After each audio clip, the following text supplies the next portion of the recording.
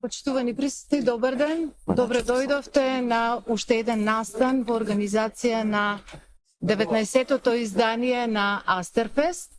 Со радост ќе најавам денешната промоција на најновата книга на Васил Михаил, филмска објектологија.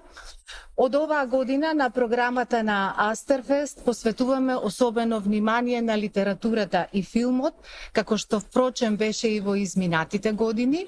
Продолжуваме со истиот концепт, со поголема академска посветеност кон филмолошките теми. Денеска ексклузивно го промовираме најновото дело на Васил Михаил, овде во Струмица на Астерфест, со наслов филмска објектологија, а наши промотори се филмскиот режисер, професор и писател, магистар Саша Станишик и книжевниот критичар и писател Далибор Плечик. И секако овде со нас е и авторот на филмска објектологија. Повелете, промовирајте книгата. Здраво.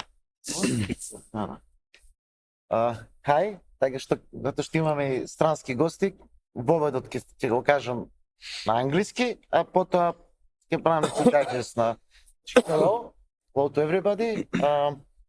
This is my second time that I promote this book. When first time, Vasil told me, to promote it, I was first thinking about it, how, I was first thinking about it, should I accept it or no? Because this is my first book that I promoted in the, this kind of way. So for me, I didn't know that. Yeah, okay. And I was really glad for it. So this is one book which is unique in a couple of ways. First, maybe most important is that this is a book, that theoretical book that actually it's како истражување на англиски? Research. Research of something new, because actually that's the main point of someone, to study something. So Vasil Mihail, his first occupation, he's a film actor, and he's doing the book. Film and theater actor. Yeah, I mean actor. Actor, film and theater. So he's an actor, but this book, as is the name of the book's film objectology, is actually something that is completely opposite of what he's doing. So he make a book about the objects in the film, but in this book he defined the objects in a very strict way. Everything that is not face, so everything that is not actors' tools, is the his main interest in this book. So for me that's really something not new, but something brave. Like you have a challenge and something to realize about yourself. So you write something that is not your first occupation. So this is, for me, this is really important thing. And the second, because this book is not just simple theoretical, but his ideas in this book he implemented in one script, which unfortunately he didn't manage to make it in the film. All the things that he say, in this book, what is the important of the object in the film, which are not faces, he implement in one script, which is included in the book. So regarding this, if this is theoretical or practical book, I can say it's both. So it's something that I cannot say which came first. It's idea or the story of the script. And the third part is because he invented this objectology, like the term, although this term is based of some already done research, like Panterberg and Vandenburg. Sorry for the name, Vandenburg and Malaguti, but still I think there is some methods that he included, how to analyze the some future films regarding his regarding the objects in the film. So I will make one short digest version of the book. I will try to be all of English.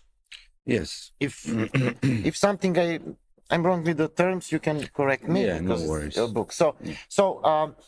This book is there is 3 chapters. I will say 4 actually.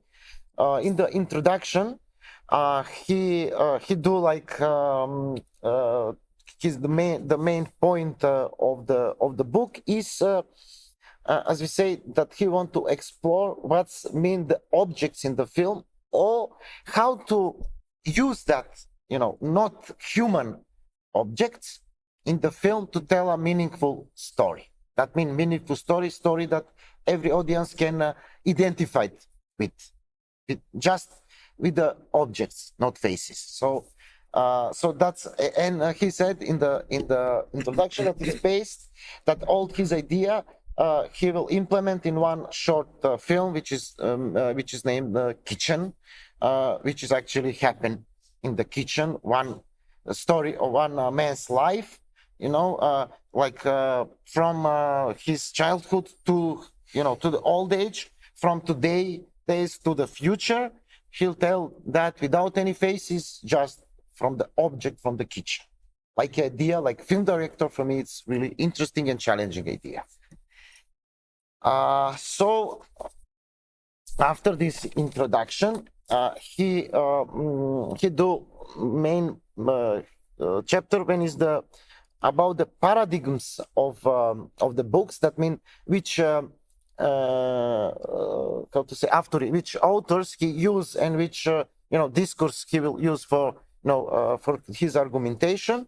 So there is I must admit that most of these new authors I didn't heard about it. So that means that you did good research and found something that is brand new, which for me it's really important. So Volkan Pantenburg, that's the guy who actually one of the authors from his book Provisional Taxonomy. It's good in English, I think. So yeah, from 2015, he do the term cinefilm object, and actually that's the guy who first. But I think that he's one of the first authors who use this term.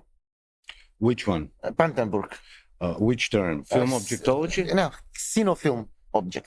Yeah, That's his term, he has some attempt to define these things, but he's very unsure about it. So he gives some provisional taxonomies, right?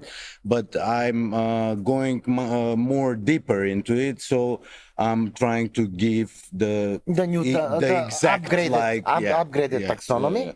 And the other is one theoretic from, you say it from Chile, yes? No, Malaguti. Yeah, Gambarado, but Malaguti is the German film scientist who Gambarado was working with him. He's older probably, and then she developed this system, this method of evaluating the film according to the objects, right? She upgraded it. Yeah, and after the chapter, which is paradigm, he defined actually his thesis, his main point, and I think that's actually so I will not make all of it, but this point for me it's really important, and actually that's actually is the original things about your book is how he make distinction between objects in real life and object in films. Objects in real life are objects in film becomes things nešto, kako беше на английски? They are the main difference is they will be called cine objects. So cine objects, but nešto. Like there is another term that I invented, cine objects, because they are not usual objects, right? This is a pencil, but when it's in the film shot, it's not just a pencil. Yeah, it's becoming a film object. Something, it means something, right? So it's cine object. But the debate about what are objects and what are things, right, is another debate, which is more philosophical and so on. Yeah, but, go on. I mean, did I clear it up? Yeah, nešto, how to translate things? Things. Yeah, the things. So, Yeah. So, yeah, So it's object or it's a thing? Yeah, no, but Think how was in English? Yeah. means that it means something more. So it's a thing. You know, when we are talking and we say this thing, right? So thing is something more abstract, right? Some meaning that we are infusing in the things we see around us and actually in the objects that we see around. So all the things that he said now, it's so in the actually the first part, this was introduction, is about this script, about the story. And the story is about one character named Stoyan, and his life, but tell through the kitchen and through the the object in the kitchen. And here I really like the way he wanted to tell the story, because one of the things that is also one of your main point is that when you have that kind of objects which are not human, still you have to use ellipse, not tell everything. So actually the main things of the what is happening, it's outside the frame. So actually you see like in the kitchen, action the action is happening between the actors, because it's outside the frame, which actually it's that's from Bazin and Bresson, they all that's the points of that big director that you quote them, and you use that like methodology. Bresson is saying in cinema, in order to be art, we have to hide things, not to show them. But something must be shown in the shot, right? So it can be empty shot like widescreen or something. But the director have to try to hide more the thing that he wants to say, how to hide it. The objects are perfect for that. So after also it is in this okay, this is the second part when he explained that you also I will mention the authors like like Bazin. So you also this kind of thing that everything is happening outside the frame, and it's difficult. It's for me it's easier to show things, but it's harder not to show everything, but to have the same feeling. So that's actually that's the reason you use also Pasolini like reference, Antonioni, because Antonioni used like objects, man lost in the that kind of environment of the objects. Of course, Godard, who did a lot of experimentation, including this. After explaining these things about the authors, he connect this object with the film language.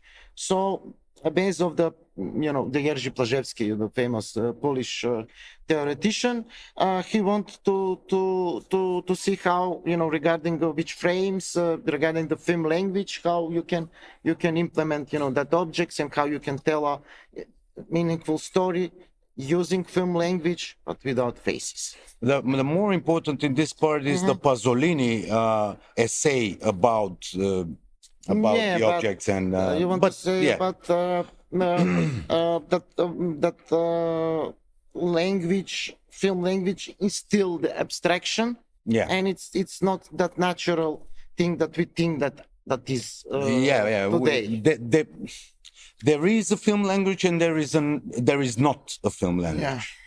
But if you want, then you can have the film language that is the objects are very important in. It's like the codes, like. And also when we talk about movie language, he also do some comparison between theater and movies. And the role of the object there, like for example in theater, the actors always have regarding the props, for example, the object that they use, he always has he's more powerful, he's always on the object, because it's in the big scene, you see small things, so that's mine. It's not that important for the role. But in the film, because of the possibility that you can show that in the details, in the close-ups, they have a more bigger role. I will just say something about this because I had one book which was about the acting, and I had comparison between acting in theater and acting in film, and actually it's the same logic. In the theater, actor has systematically have the role before he can play. Before he play, he have role in his mind, but in the film it's fragmented. So he never, have ownership of the role. Director and editor has. So that's I think it's also good comparison. And then there is a chapter that we already discussed, but I will just repeat it about, this is the philosophy of the object, and this is, he explaining the main thesis that, the object when is in the film must have some function aesthetically and story-wise, and then become real cine object. So object by himself is not film object. It's actually the same with actors and same with everything in film. If it's seen the reality, it's not nothing. But when you put it in the frame and in context, in some function, so that means that he have some aesthetic function.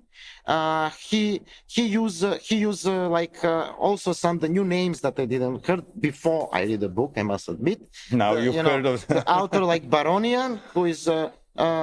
She was a man? No, she's a woman I forgot that. Working in the Film Institute in Netherlands. And she's also one of the first theoretician who also want to do some new area of research, which is similar to you. So she used like cinematography object. She's doing it from another perspective, not so much film, but still, it's good. There was this big conversation with another professor from Switzerland. From Hettiger, I want to say. Hettiger, which he's one of the people who is writing about objects in film.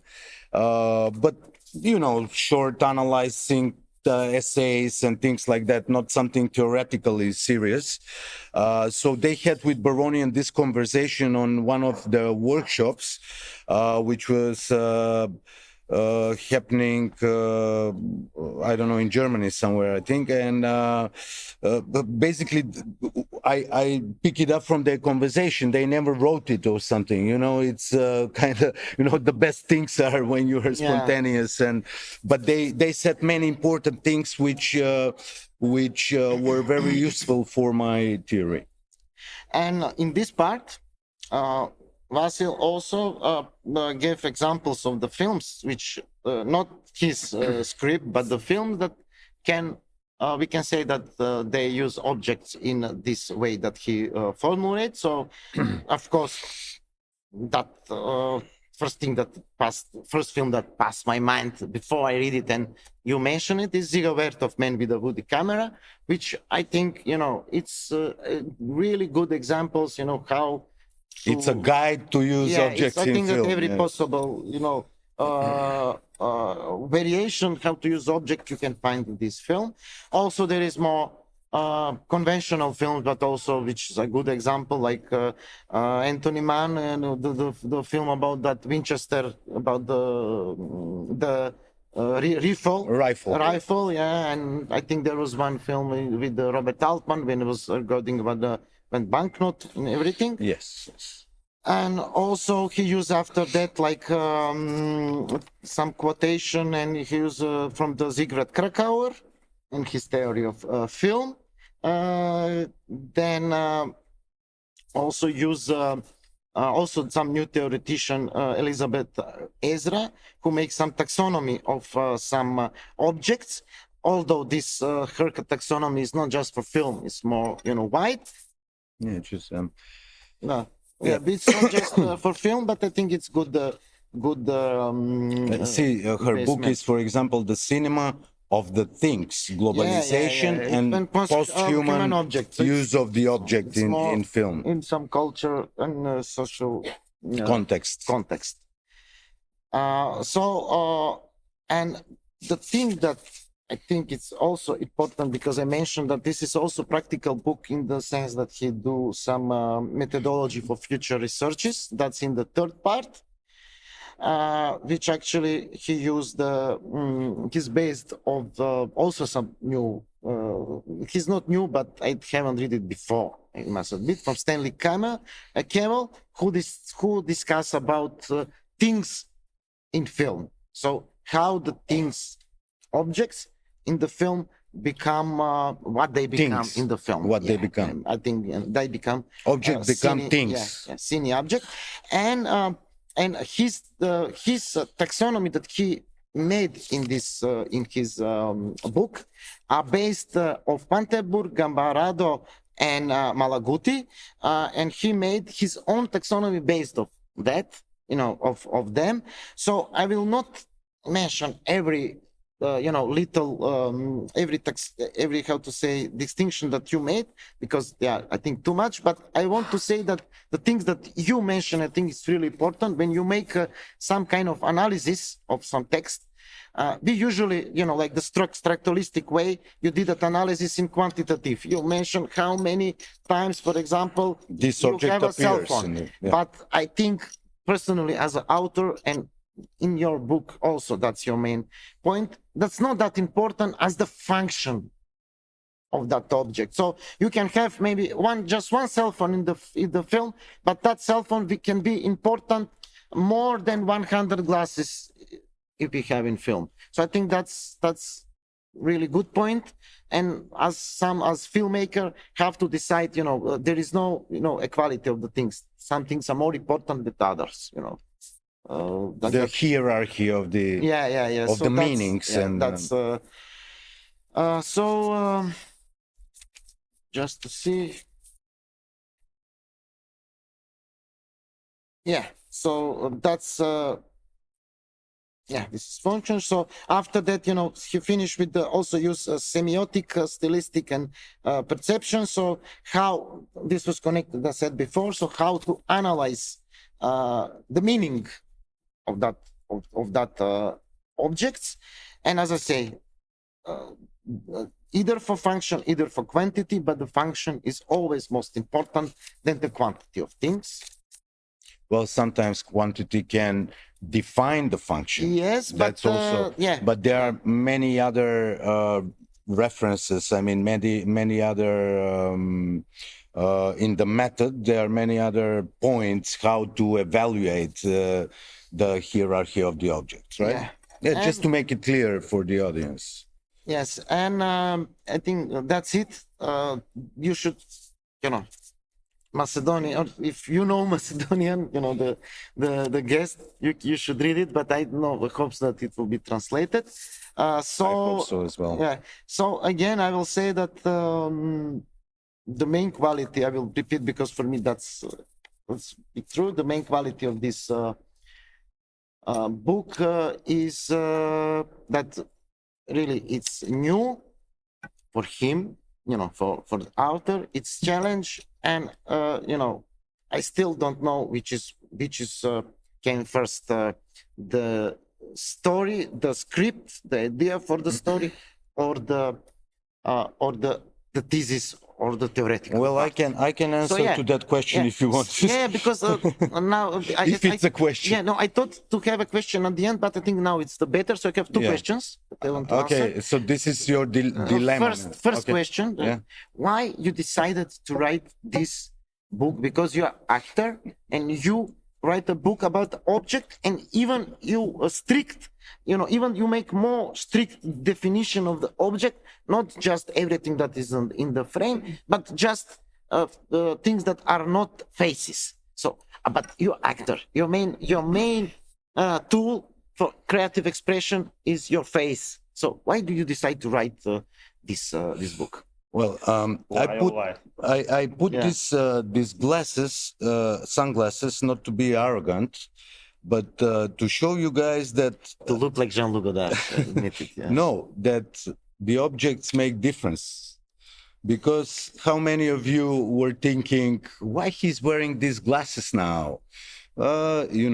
So the objects are making quite difference, especially when you put them in the film frame, right? So after the 90s,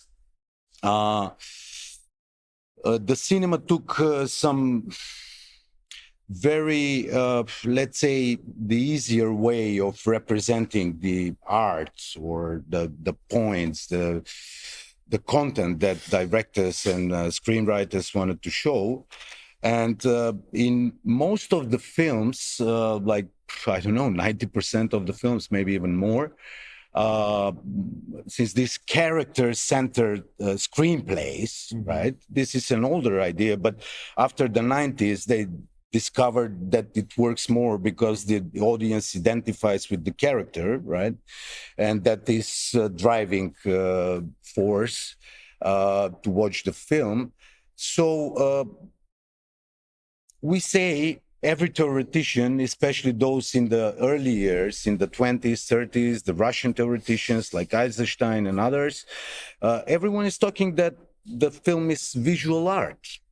And what we most see is the close-up usually of the faces talking something. There's not so much visual about it, right? So these were my thoughts, I guess, when I came to this idea like 2005, I think. So the idea of this was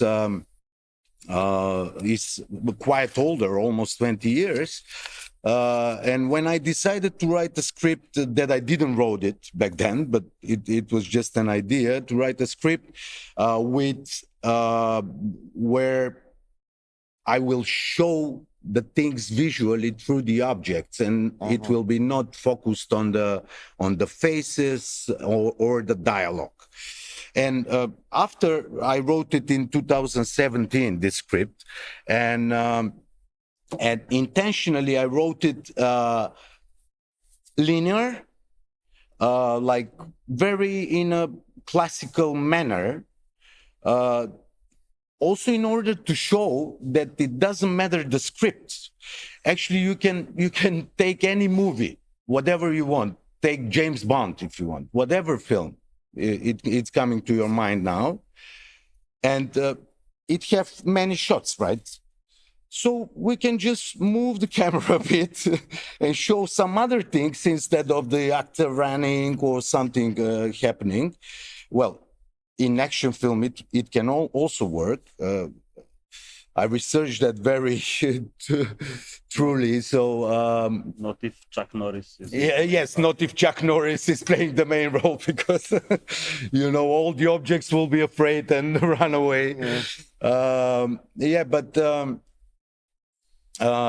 you asked what first comes, the script, chicken or the egg? The chicken or the egg. And in art, maybe in some other things is different, but in art you must make something first and then theorize about this thing, right? Then make a theory. It's impossible to make a theory without having how it's called, the piece of art, right?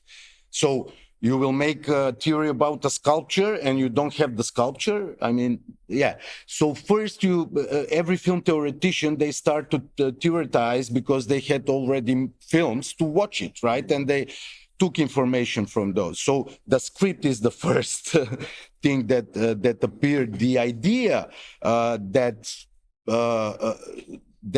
this is very important, actually, but no one is giving it importance that it deserves. But if you go back in the cinema before, let's say, roughly 90s, you will see that all these great authors in the cinema, from Bresson to Tarkovsky to Godard to, I mean, there are many. They use objects in a very different manner than we can see nowadays in the films and in the last, let's say, 30 years, which so there is this theoretician, Croatian theoretician, very, very good one, very Turkovic, who is giving this theory of the functional theory of the object, which means if there is a door in the shot, right, the door is, the meaning of the door there is the character to enter the door. Which for me is not very artistic, to be honest. I mean, yes, you can say, yeah, but it's important that the character enters the door. Okay, what kind of door? Why he enters the door, and so on and so on, you know. The door of perception or ordinary door? Exactly. So this functional method is, I mean, the easier backdoor to simplify things and just say this is there because it's there. I mean, which I don't know, that doesn't give me anything to think about. So did I answer your questions? What was the second question? That was okay. Actually, Okay. the egg is first. Yeah. Okay. Thank you. Now I will leave the space for the Dalibor. These guys can go deep things, really deep. You're right a lot. Okay. So.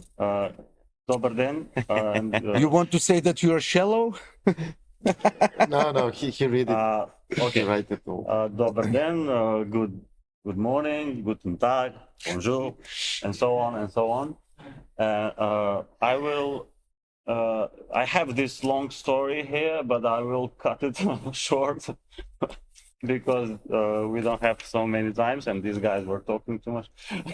Thank you. I'm joking. They have to. But I was here to talk about some different views and perspectives of his book, not from the perspective of a movie maker or film or filmology, but from, I don't know, some interdisciplinary approach from literature aspects and so on and so on. But nevertheless, I'll cut it short, really.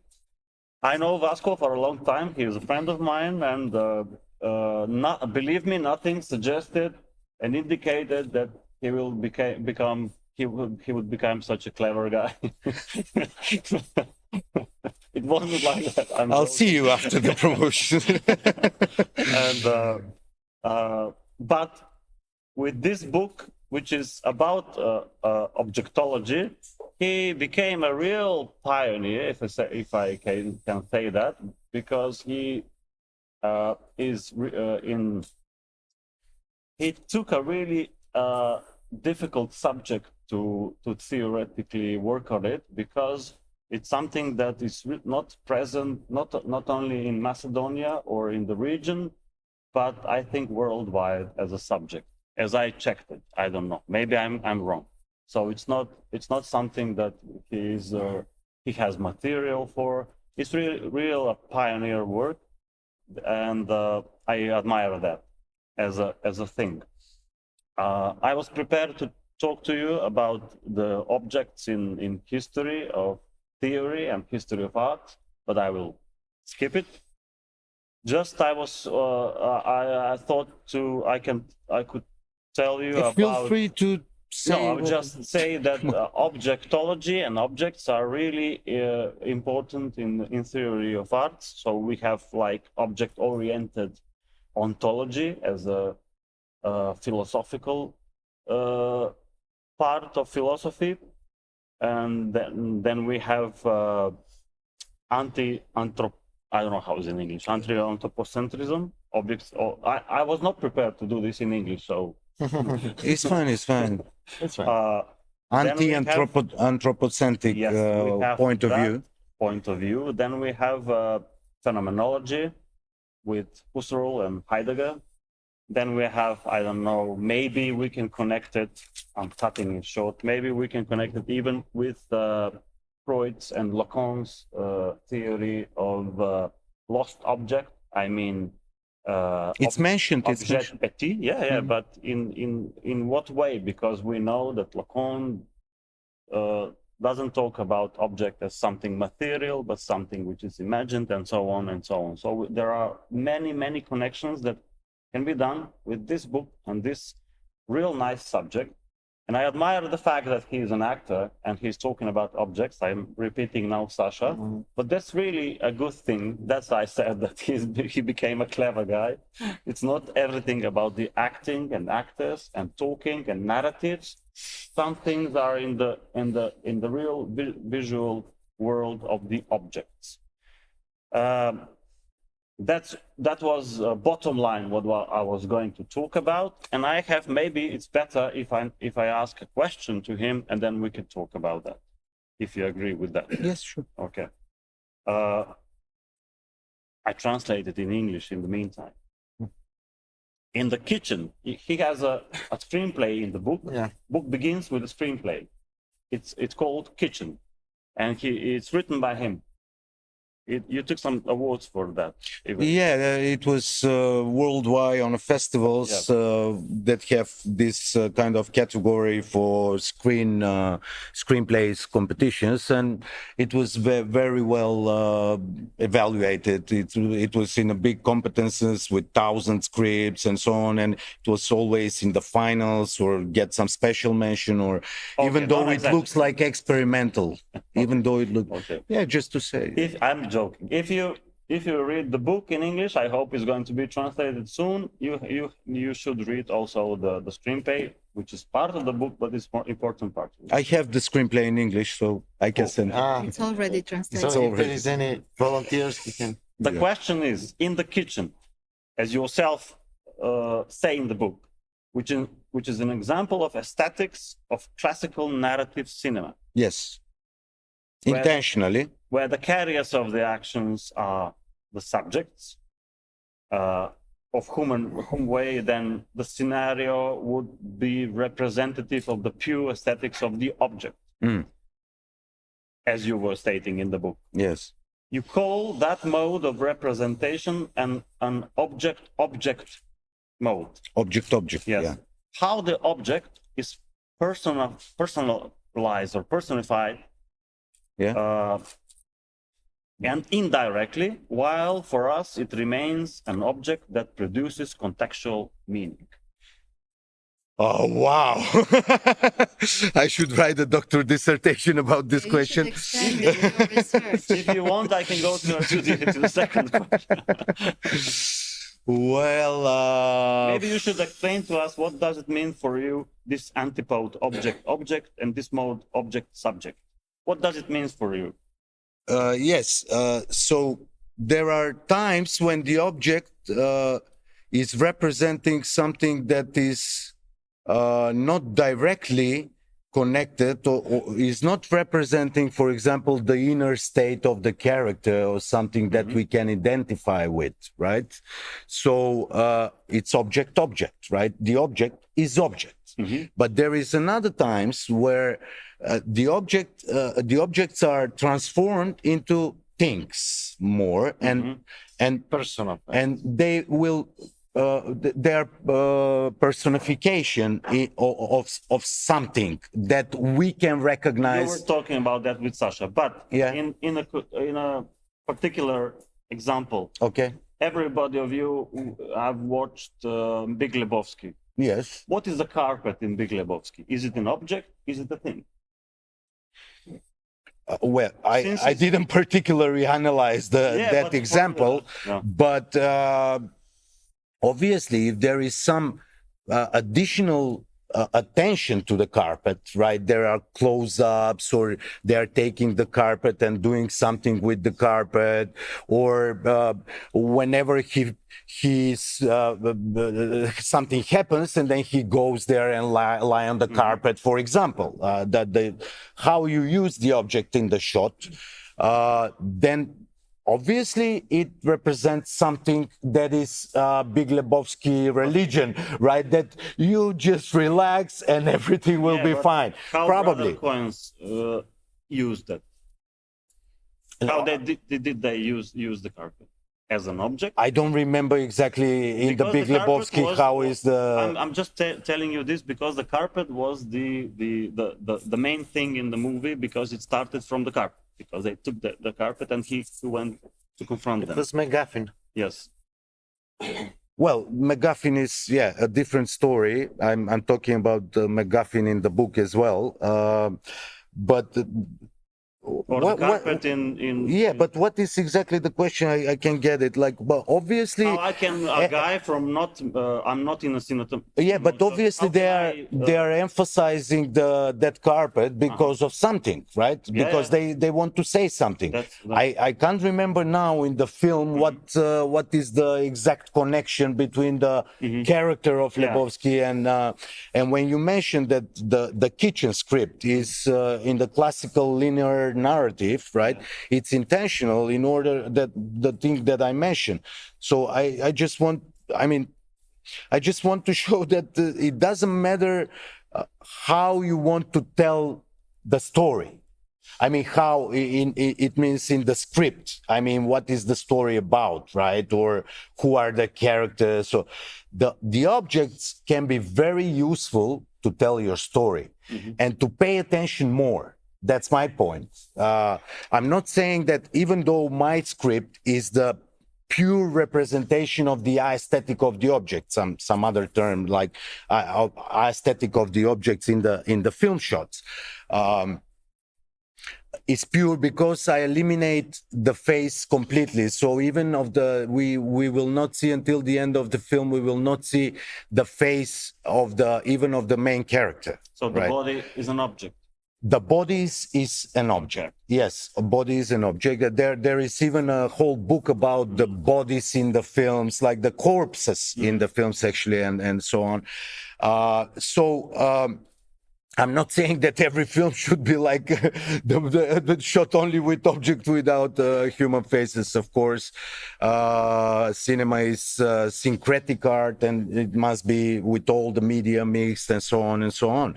But I just want to give my contribution to the authors and the critics, because it have the both sides, and the audience as well, because I'm sure that after some regular audience, cinema audience, if they read the book, they will watch the films with different eyes after this book. That for me is very important, and also is important to help the critics and the authors to pay more attention to that, because in the world of the critics it came to the point of I feel this, I don't feel this, some intuitive only. But when I went very deep into the subject and reading all these theories about everything, about film, of course, and you see that evaluating a film is a very difficult job. And you have to, I mean, obviously there are no resources, the critics, to pay so much attention and to work on one critic for 2 months. Who will pay for that, right? But if you want to do it right, it's a very hard job, and you need time and huge research.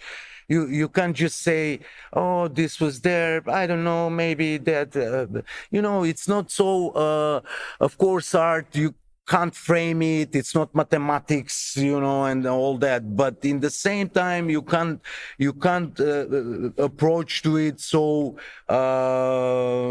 generalized things and be so subjective, because there are many objective things that you have to evaluate by some method, and the critics are not doing that.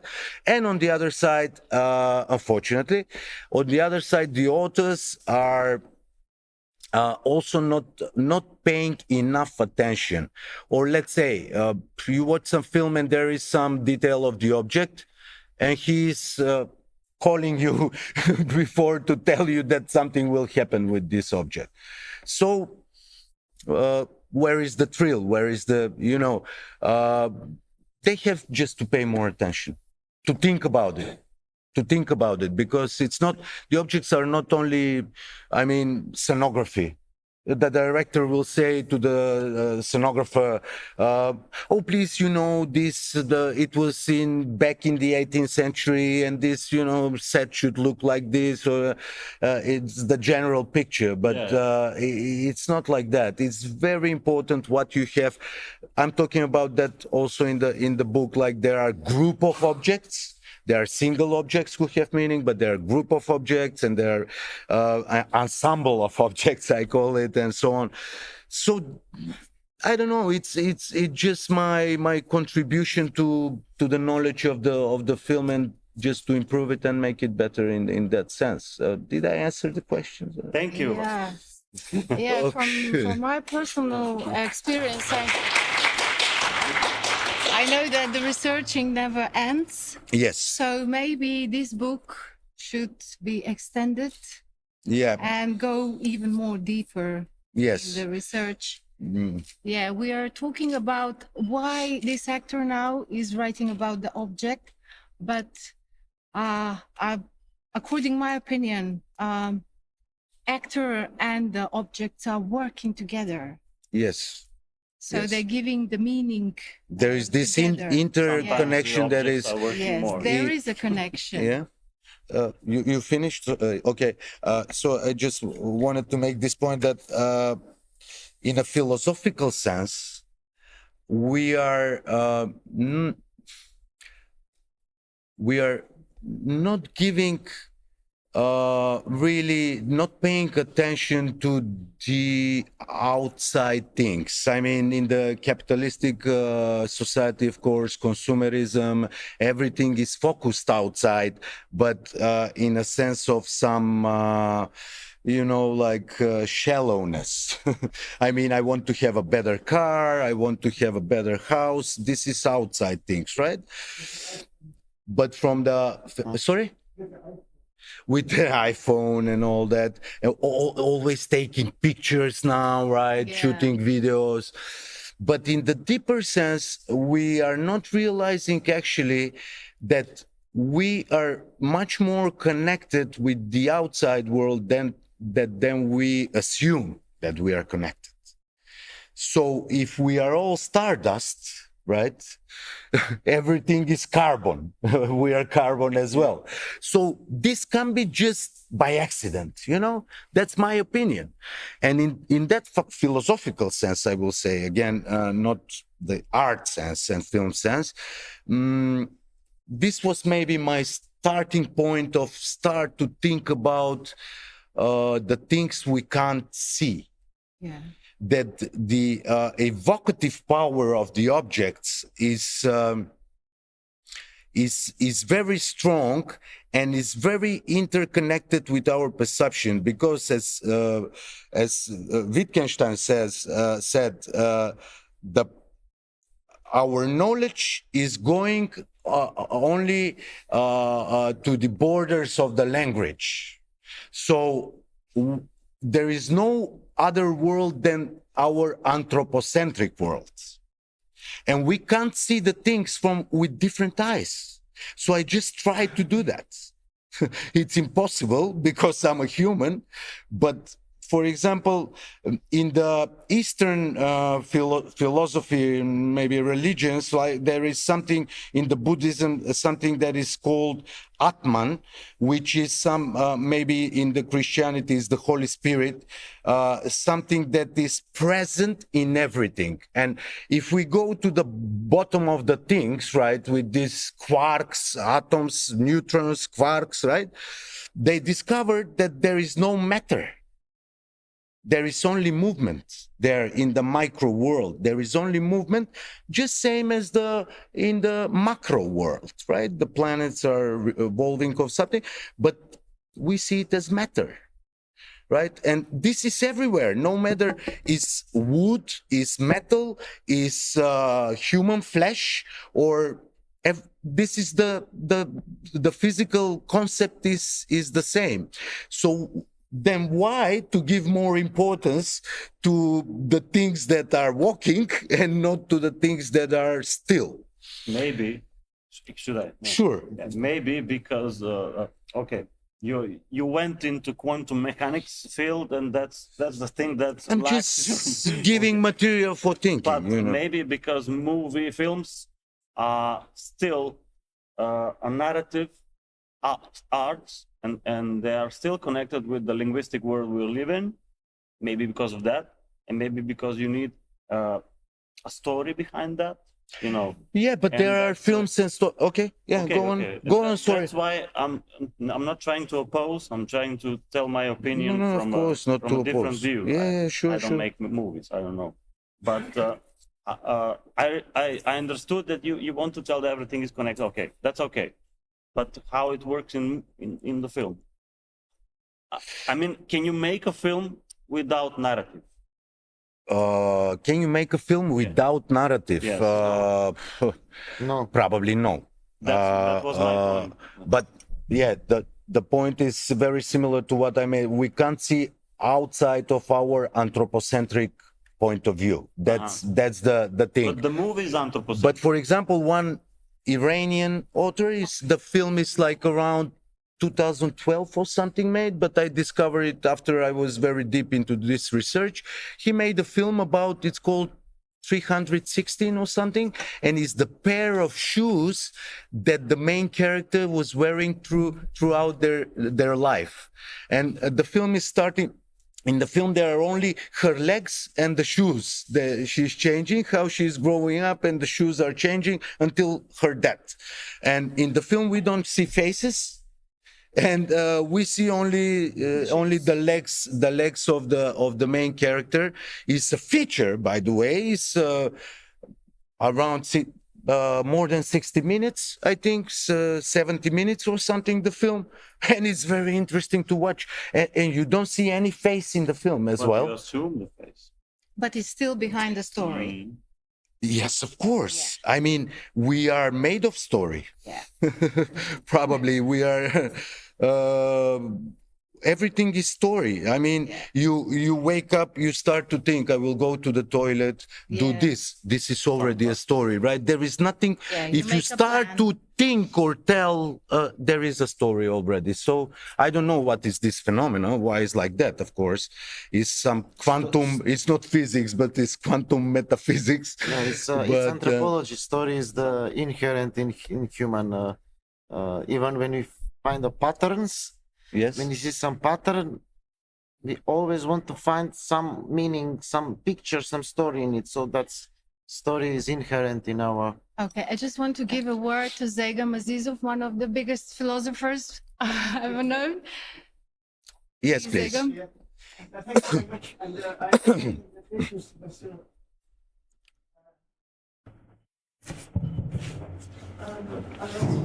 Yeah, we can hear you. Yeah. And I should also, I wonder if this feels that's Yes, actually the cover, you have to see it like this. This is from Matrix film, a shot from the film Matrix. Yes.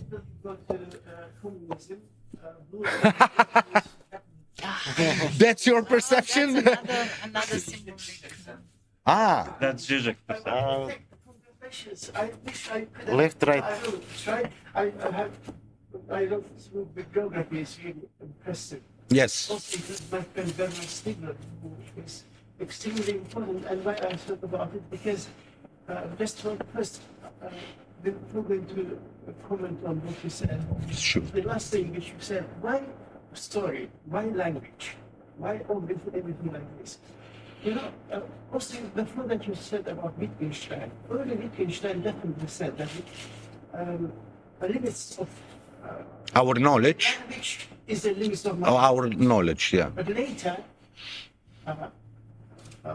philosophical investigations, much later, Yes. published after his death, 1956, Mm-hmm. he says that precisely because of these limits, I can express myself, because the human is very limited subject, Yes. or even an object. Exactly. And we are able to do anything because of art, because of cinema. I wish politicians would understand that, because of language. But these are all artificial. So we exist because of the artificiality.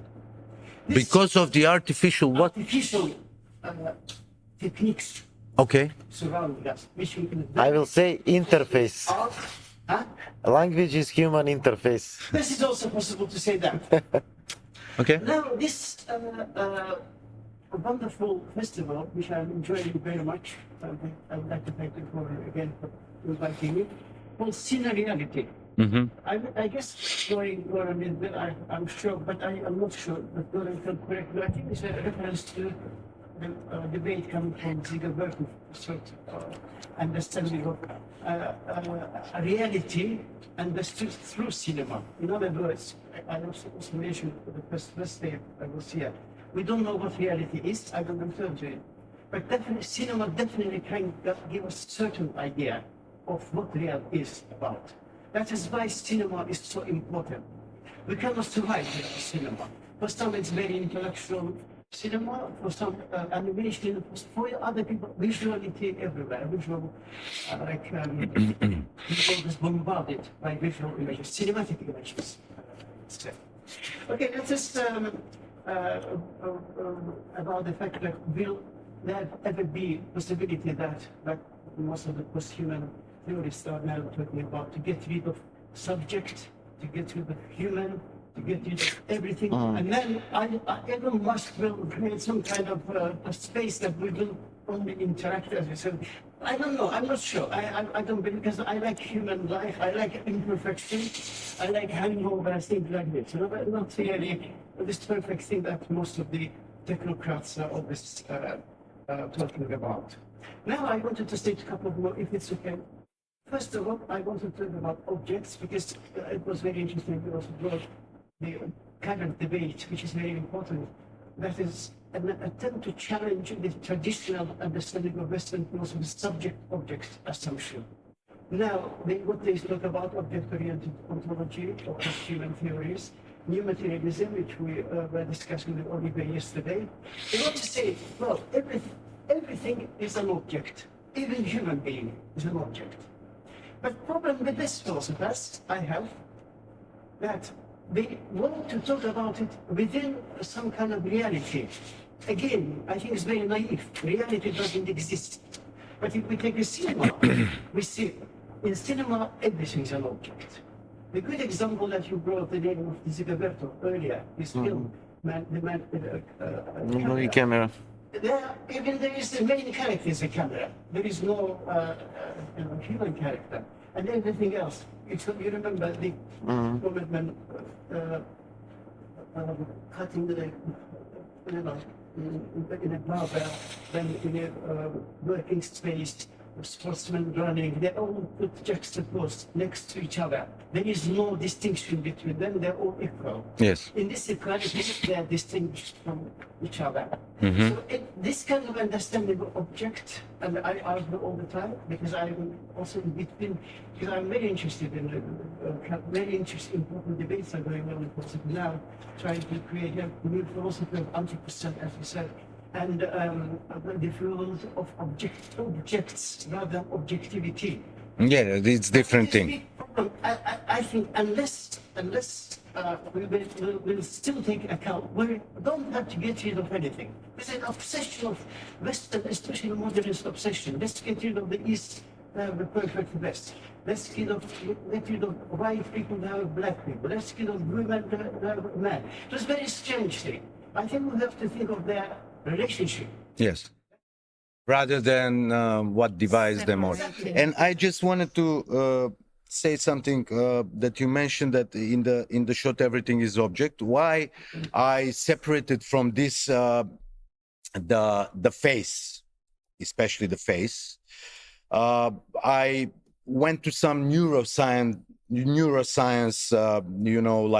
researchers, where they say actually one of the main scientists in the world in the neuroscience is the Borat brother, Sacha Cohen brother. Yeah, hilariously, but yeah. Probably he works in the UK. Okay, yeah.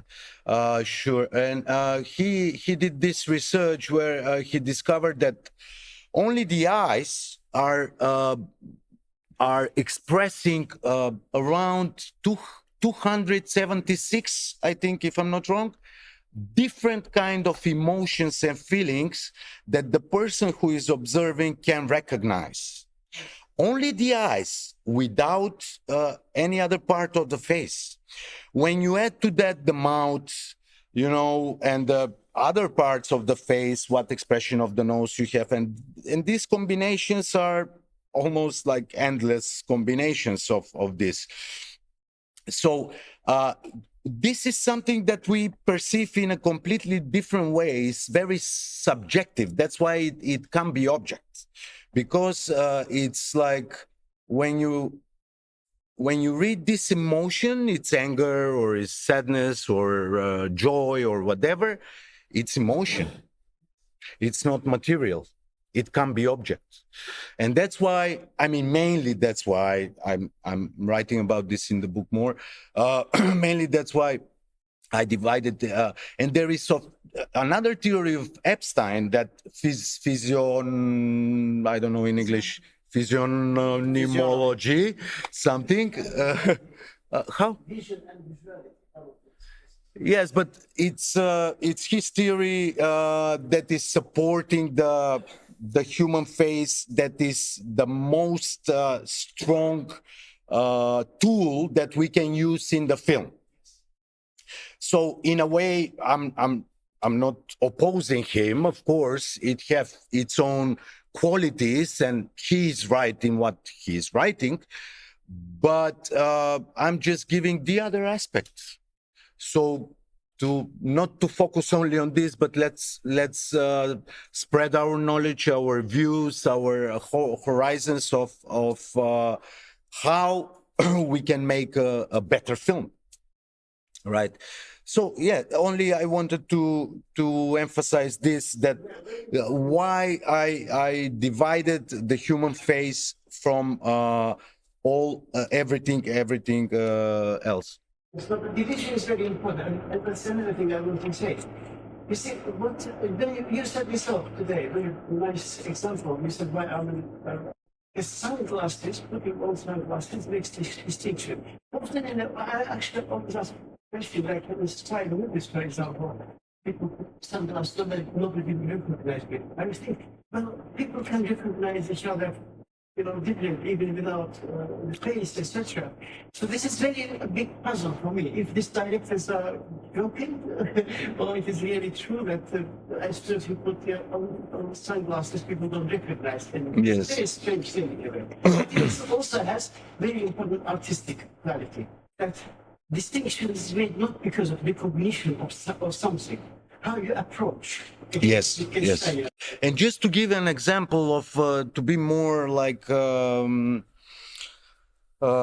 understand it better, for example, in the script Kitchen, there are the 3 periods of the life of this, of the main character, which is when he's 20.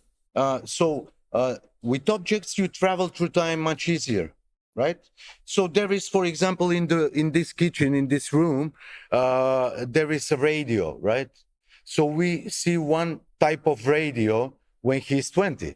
When he's 40, he bought another one because this one broke, but it's from another time, another year. So we can recognize almost the epoch of this radio. And after 40 years, when he's already 80 years old, let's say, and this is in the future, 2050, it's completely different radio. So we travel through time without saying a word. Exactly. Without showing, and this radio have another function, right, to tell us something different also, not only to travel through time. Mm-hmm. So there are some intercepting the meanings and the points. You have also in this mentioned matrix. Okay. You have in one little sequence, if you remember that the book of Baudrillard. System of objects? No, yeah. Simulacrum. A simulacrum. Yeah, it's on the, yeah. It was less than second in the but it was a big message to the viewer because it was talking about. You know, I forget that. Yes. We decided that what Baudrillard was talking about today. Yeah. Yesterday we talked about it. Yeah. Very convincing, but now he's talking about today. Yeah. I'm mentioning I'm maybe this book as well, but the System of Objects from Baudrillard. Yeah, I know, but he wrote a whole book, which is amazing. I mean, it's out of mind amazing, about the objects. about how we are connected with the objects, about how we are. I mean, you also have this guy from. I know him because I wrote about him. This guy from Mediala movement from ex-Yugoslavia. Okay. Leonid Sheika is his name. He is also talking about the meaning of objects without people. You should see that. Yes, also this trilogy of this director Kochiyasi, these films like Baraka films, you know, these weird Indian titles that mean something. You remember this trilogy of what was Godfrey Reggio? Exactly. Thank you, Gora. His films are without humans. You watch it hour and a half. You are like this stunt of the Philip Glass is writing the music, right? And oh my God. And taking these examples, you will see how powerful are objects. And when you combine them with human, with actors, with some other action or point, it can become really good art, really quality art. And that's the point of this book, to help, to contribute to the film to be better art, to be more, to focus on the quality than on the, you know, recycling only the same and the same again, and you know, just consuming like every other mundane thing, let's say. Any other questions? So, if there's no questions, let's give them a second to think about. Maybe I was joking with my someone. No. Yes, no. Okay. At the end of this presentation, I would like to share some other news with you, which is that Asterfest this year has renewed the book edition Slavic Orpheus. So we published 3 new books. This is the book by Zega Mazizov that is translated on Macedonian for the first time from English to Macedonian, is bilingual, so you can read it either on English or Macedonian. Then we have this very interesting book of essays by Boro Drašković. It's essays about film, theater, and it's really interesting. And this is the 3rd book. It's Little Eyolf. It's a translation for the first time of Little Eyolf by Henrik Ibsen from English to Macedonian. So I translated, yes, that's true. Okay. So the books, you can see them, but we are not promoting them now. So in the near future, there will be promotion for them.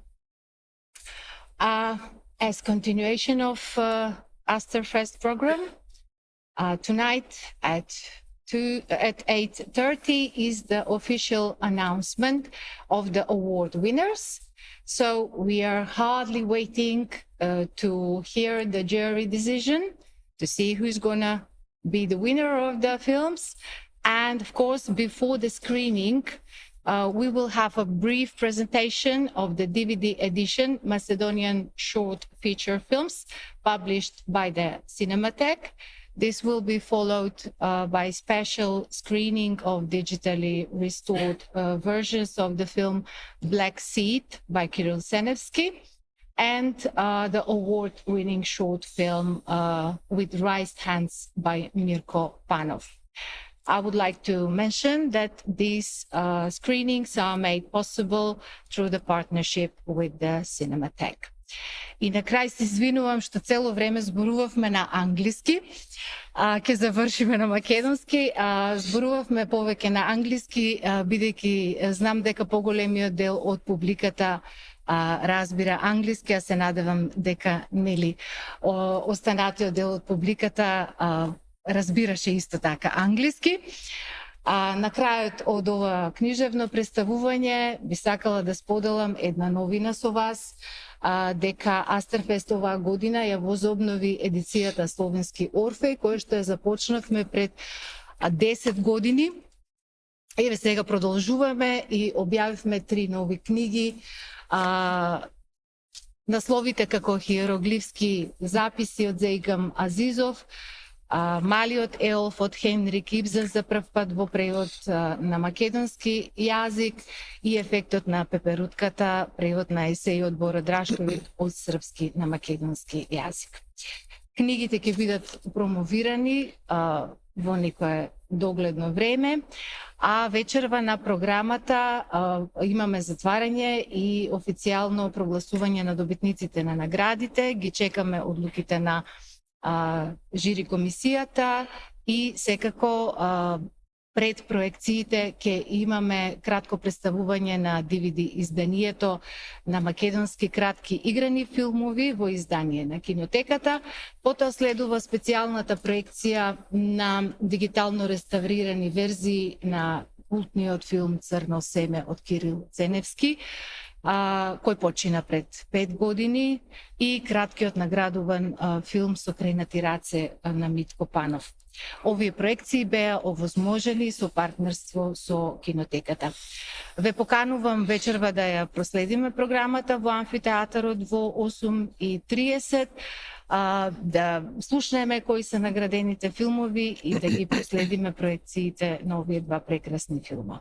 Ви благодарам на вниманието, може би беше малку долго, но се надевам дека уживавте во промоцијата на најновото дело на Васил Михаил, филмска објектологија.